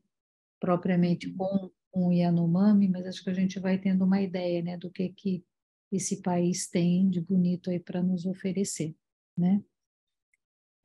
Eu não sei se alguém quer falar mais alguma coisa, mas aí na hora de fechar, eu queria colocar um outro som, né? Da floresta, né? Esses sons foram captados aí de um trabalho que a gente está fazendo, mas por dois músicos daqui, de Porto Velho. Os dois chamam Anderson, só que um chama Silva, o outro chama Bem-vindo. E a captação do som é deles, né? E aí eu queria colocar. E aí eu não sei, o dia que você tiver com vontade, Juliano, eu estou vendo o tambor lá atrás, né? Você podia tocar um tambor para a gente também, né? No dia que você quiser, que você ficar à vontade. Sei lá, de repente, se quiser, quando terminar, né? Quando terminar esse, a gente vai estar com uma água agora, né? A gente vai fechar com a água. Não essa água, Priscila, que foi lavando, engolando, mas uma outra água, né? E aí, se você, enfim, quiser, aí, a hora que você quiser o tambor, vai ser muito bem-vindo, tá? Deixa eu colocar Eu aqui. não tenho, o Beth, eu não tenho tanta intimidade com tambor assim, não sozinha. Toda vez que eu toquei em grupo. Então, eu não consigo ainda. Ele ainda não nasceu individualmente. Ele é um tambor parido em coletivo que toca no coletivo. Tá bom. Mas se um dia ele nascer sozinho, eu toco, sim. Quem sabe? Podemos ser o coletivo. Mas esse coletivo está aqui. Praticamente todo está aqui.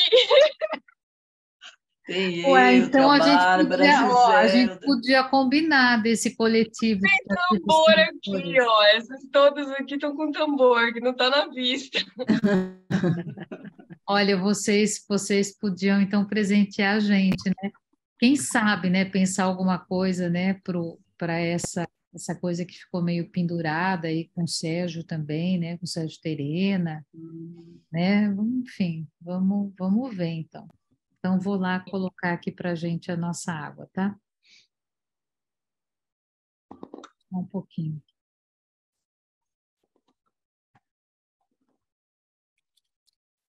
Cadê?